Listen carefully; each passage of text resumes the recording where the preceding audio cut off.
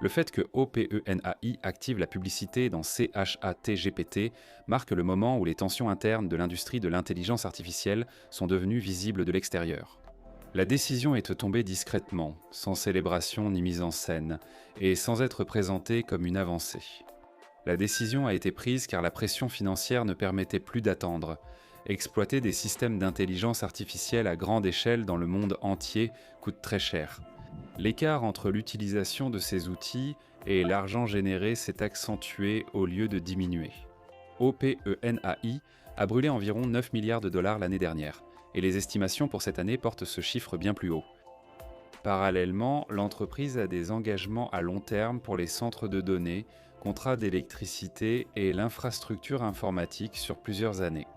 Ce ne sont pas des coûts flexibles, ils ne peuvent pas être mis en pause ou renégociés facilement. Des centaines de millions utilisent ChatGPT chaque semaine, mais peu payants. Voici les chiffres. Cette réalité force une réaction, et la publicité est l'un des rares moyens d'augmenter rapidement les revenus à cette échelle. La réaction du monde de l'intelligence artificielle était aussi révélatrice que la décision. Demi Hassabis de Google DeepMind a dit avoir été surpris. Elle s'interrogeait sur l'assistance de l'intelligence artificielle, sa proximité avec l'intention, la mémoire et la conversation. La publicité sur les moteurs de recherche s'adresse à des utilisateurs actifs, tandis que les assistants interviennent dans un espace continu où les gens échangent et explorent des idées. Dès que la monétisation touche cette couche, la relation de confiance change de manière difficile à prévoir ou à contrôler. Hassabis a aussi précisé que l'assistant Gemini de Google ne prévoit pas de publicité pour l'instant. Cette position est plus facile à tenir quand votre entreprise possède déjà une des machines publicitaires les plus puissantes. Cela montre un fossé croissant dans l'intelligence artificielle entre les entreprises capables d'attendre grâce à des revenus variés, et les entreprises dépendant principalement de la vente d'accès à leurs modèles, dont les coûts croissent plus vite que leur capacité à fixer les prix. OpenAI cherche à monétiser sous pression, tandis que DeepMind adopte une autre approche. Shane Legg, cofondateur de DeepMind et expert en intelligence artificielle générale, a récemment annoncé. Il recrute un économiste senior pour collaborer avec lui. Le poste porte sur l'économie post-intelligence artificielle générative, la productivité, l'emploi, la répartition des revenus et la croissance à long terme. Ce n'est pas de la philosophie, c'est de la planification appliquée. Quand quelqu'un comme Legg développe des compétences pour comprendre les conséquences économiques plutôt que l'architecture des modèles, cela indique un changement d'hypothèse. La conversation s'éloigne de la question de savoir si des systèmes généraux avancés vont arriver, pour se concentrer sur la manière dont les sociétés absorberont le choc lorsqu'ils arriveront. Legg a déclaré ouvertement que l'intelligence artificielle générale est à l'horizon. Hassabis a donné une estimation approximative, évaluant à 50% la probabilité d'y parvenir d'ici environ 2030, selon la rigueur avec laquelle on définit le terme. Certains dirigeants suggèrent des délais encore plus courts. Le débat concerne la rapidité, pas la direction. Désormais, la vitesse se heurte à la réalité. Au Forum économique mondial de Davos, l'intelligence artificielle a été vue davantage comme une industrie physique limitée que comme une simple révolution logicielle. Les dirigeants ont évoqué l'électricité, le réseau, les terrains de refroidissement et les permis dans un ton contraint. Andy Jassy a évoqué les pénuries d'électricité et la forte consommation liée aux charges de travail de l'intelligence artificielle. La réponse d'Amazon a consisté en des investissements à long terme dans la production d'énergie, y compris dans de petits réacteurs nucléaires modulaires, car la croissance de la puissance de calcul sans énergie ni sécurité ne peut tout simplement pas passer à l'échelle. Satya Nadella a prévenu que l'intelligence artificielle pourrait perdre l'autorisation du public si elle continue à consommer une énergie rare, sans progrès clair en santé, éducation, services publics et productivité. Ce cadrage est crucial. L'intelligence artificielle dépend désormais des ressources de la société et concurrence hôpitaux, villes et infrastructures pour l'électricité. La tolérance du public devient alors un facteur. Jensen Huang a qualifié l'intelligence artificielle du plus grand déploiement d'infrastructures de l'histoire, utilisant la terminologie industrielle. Ce langage modifie les attentes, l'infrastructure nécessite supervision, régulation et responsabilité. Quand l'intelligence artificielle atteint cette catégorie, les règles de sa croissance changent. La collision avec les limites physiques transforme la concurrence sur toute la chaîne. Les performances restent importantes, mais ne suffisent plus à assurer le succès. L'accès à l'électricité, au foncier, aux autorisations et à l'alignement politique définit de plus en plus qui peut passer à l'échelle. L'orchestration, l'identité, les autorisations et la conformité deviennent des atouts stratégiques, non plus secondaires. Les entreprises logicielles l'ont bien compris. La direction de Workday présente leur système comme la porte d'entrée du travail et les plateformes ressources humaines et financières comme couche de contrôle naturel. Pour les agences d'intelligence artificielle, Salesforce a intégré des ingénieurs directement au sein des principales organisations clientes afin d'apprendre comment les systèmes d'intelligence artificielle se comportent réellement lorsqu'ils sont exposés à des flux de travail réels. La direction de Snowflake a exprimé des inquiétudes sur la rapidité, redoutant que les fournisseurs de modèles accèdent aux données et évincent les acteurs en place au lieu de faire des démonstrations. Quand les agents intelligence artificielle gèrent paie, achat, dossier client et conformité, la gouvernance devient inséparable des capacités. L'intelligence seule ne suffit plus. Les autorisations, les audits et la responsabilité définissent l'autorisation des systèmes. La géopolitique intervient ensuite. Naturellement, le matériel informatique avancé est devenu un atout stratégique. Le président directeur général d'Anthropic a dénoncé l'autorisation des puces H200 de Nvidia en Chine, les jugeant dangereuses pour la sécurité nationale. Quelle que soit la position de chacun, la manière de présenter les choses compte. L'infrastructure informatique est désormais considérée comme une capacité stratégique. L'accès peut être restreint, les chaînes d'approvisionnement peuvent être politisées. Les décisions réglementaires impactent la concurrence. Ainsi, une entreprise moins performante peut gagner grâce au contrôle de l'accès, à la conformité et à la confiance institutionnelle. Cette dynamique accélère la consolidation. Les récentes initiatives de Google reflètent cette réalité.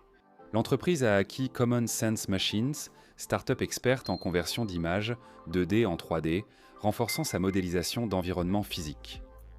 Elle a signé un accord avec Oom AI, intégrant des ingénieurs spécialisés en reconnaissance vocale émotionnelle, mais l'entreprise reste indépendante. Elle a beaucoup investi dans Sakana AI, start-up japonaise. Fondée par des chercheurs à l'origine des Transformers, Sakana développe des agents auto-améliorants et étudie d'autres architectures de modèles, cherchant des alternatives aux Transformers. L'important, c'est la technologie et les personnes.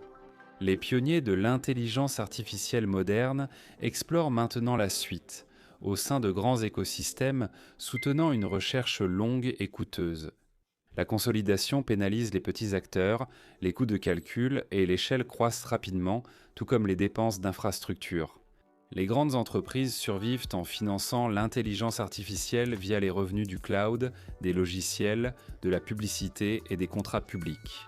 Les petites entreprises font face à des choix difficiles, menant souvent à une acquisition ou à un échec, surtout avec une perspective mondiale. En Chine, les récentes initiatives des entreprises américaines d'intelligence artificielle paraissent peu familières, sans créer d'écosystèmes d'applications intégrées révolutionnaires. Les services intégrés et plateformes imbriquées existent depuis des années. Les expansions de plateformes et stratégies d'assistance de la Silicon Valley paraissent progressistes sous cet angle. Cette différence de perspective influence la concurrence et les attentes plus qu'on ne le pense. Tandis que l'infrastructure, le contrôle des entreprises et la géopolitique dominent, un autre changement survient. Plus près du corps humain, l'intelligence artificielle quitte les écrans pour devenir une présence permanente. Apple travaillerait sur un appareil portable d'intelligence artificielle de la taille d'un AirTag, doté de micros, caméras et haut-parleurs. OpenAI a confirmé son projet d'appareil d'intelligence artificielle attendu avec la participation de Johnny Ive. L'objectif est une assistance continue, pas seulement ponctuelle. L'histoire suscite la méfiance. Google Glass a suscité une telle réaction publique que le produit a échoué. L'AI Pin de Human, censé offrir un futur sans écran, a aussi été un échec retentissant. Même les appareils compagnons d'intelligence artificielle pourtant innovants ont suscité moqueries et actes de vandalisme dans les espaces publics. La tolérance sociale envers les capteurs toujours actifs reste fragile. Malgré cela, les entreprises continuent sur de pousser. Grâce à la perception contextuelle, les systèmes comprenant en temps réel ce que voient et entendent les utilisateurs dépassent largement l'assistance textuelle.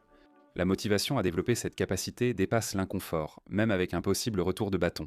L'intelligence artificielle va plus loin que les objets connectés.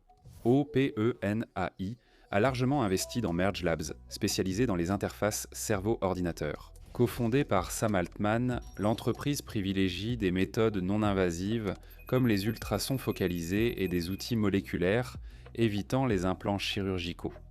L'ambition dépasse la restauration médicale et vise une interaction directe entre cognition humaine et intelligence artificielle. Altman décrit cette vision depuis des années. évoquant un avenir où les humains et les machines s'intègrent plus étroitement afin de rester pertinents à mesure que les capacités de l'intelligence artificielle progressent. Merge Labs mise sur la sécurité et l'évolutivité pour interagir avec de nombreux neurones sans intervention invasive. Le défi technique est immense. Les signaux neuronaux sont bruyants, complexes et très personnels. Cela requiert une inférence en temps réel, faible latence et une infrastructure flexible pour traiter des flux de données biologiques. Cette exigence favorise les back-ends unifiés, l'informatique en périphérie et l'agrégation de modèles, chaque couche ajoutant coûts, complexité et enjeux éthiques. Le sentiment des investisseurs montre ces pressions. La taille ne suffit plus. La question porte désormais sur la capacité de monétisation, le pouvoir de fixation des prix et la réduction des coûts d'inférence face à la hausse des besoins en calcul. Les analystes ont qualifié ce moment de décisif pour les entreprises qui comptent uniquement sur la vente de modèles sans source de revenus diversifiée. Certaines entreprises viseront la bourse, d'autres seront rachetées. Beaucoup échoueront discrètement.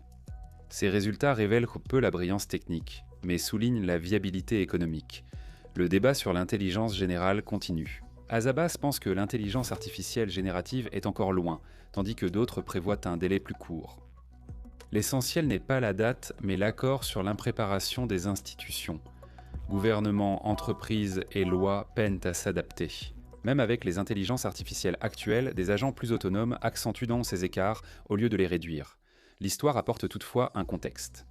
La société humaine repose sur des intelligences collectives comme les entreprises, marchés et gouvernements qui coordonnent d'immenses connaissances sans compréhension centrale. Ces systèmes ont transformé économie et culture sans anéantir l'humanité. Concurrence, régulation et normes sociales ont limité le pouvoir. L'intelligence artificielle participe désormais, bien que de façon imparfaite, à ce processus d'intégration complexe. Elle entre en collision avec les réseaux énergétiques, les marchés du travail, la régulation, la confiance et le corps humain lui-même. Les récits simples s'effondrent. Sous pression, les compromis sont inévitables. La bulle de l'intelligence artificielle a échoué non par stagnation de l'intelligence, mais car elle est devenue coûteuse, physique, réglementée et contrainte socialement. Désormais, les résultats priment sur les promesses. La confiance vaut la capacité et l'endurance dépasse la vitesse. C'est l'essence de l'industrie. Partagez vos avis en commentaire, likez la vidéo si utile et abonnez-vous. Merci et à la prochaine vidéo.